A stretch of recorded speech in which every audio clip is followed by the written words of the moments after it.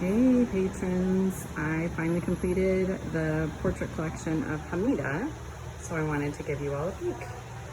So we'll start on this end here with this piece. Will be linked to one of the stories. When I'm all finished, I'll send you the links. One of the questions is, what smells like happiness? And she said flowers that her mother grows. And I asked what flowers her mother grows, and she said red roses. And this is the main portrait.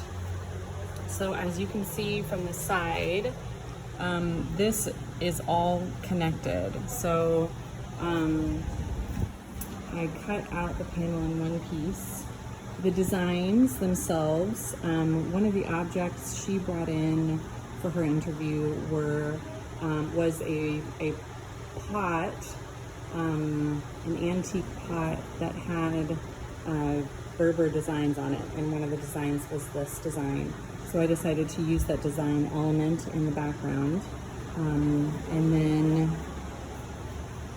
she told me she picked this pose because she is looking into the future, and her posture says that she can handle anything that comes. Which I can say is true. So we've got, I'm not quite finished with some of the little details of the jewelry, but we've got this amazing Berber dress and jewelry on her.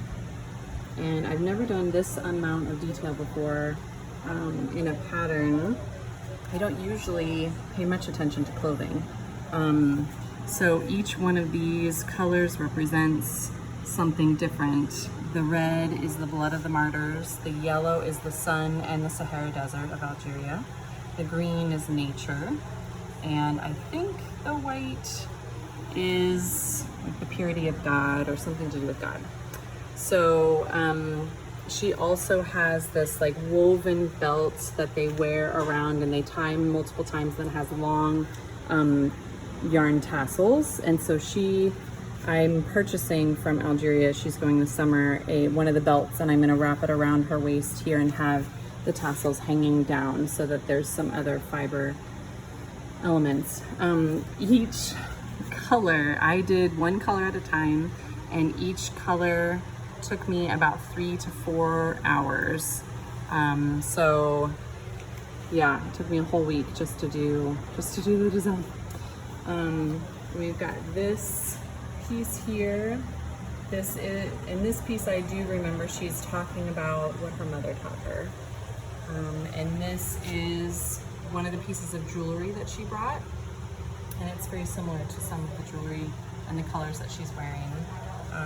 This is the bottom embroidery of her dress. I thought that the texture is really interesting, and it's so tactile and fiber intensive that I thought that would be really cool. And this portrait, she's introducing herself and who she is and what she believes in.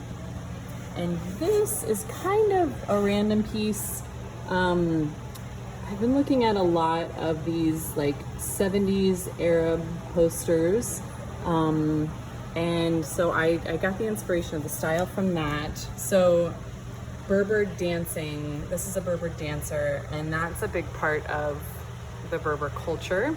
So she's wearing traditional clothing, and then this says Amazigh, which is Berber in their language, Tamazigh.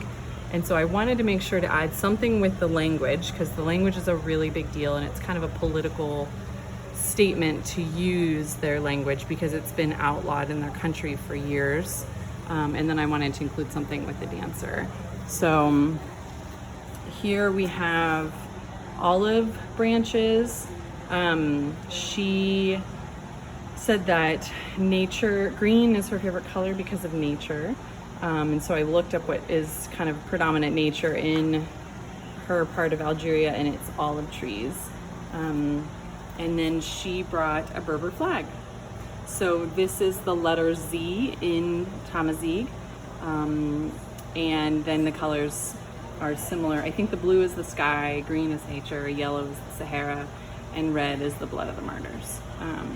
So that is Hamida, and her story is really cool. So I will make sure to send you guys the link to the video when it's all ready.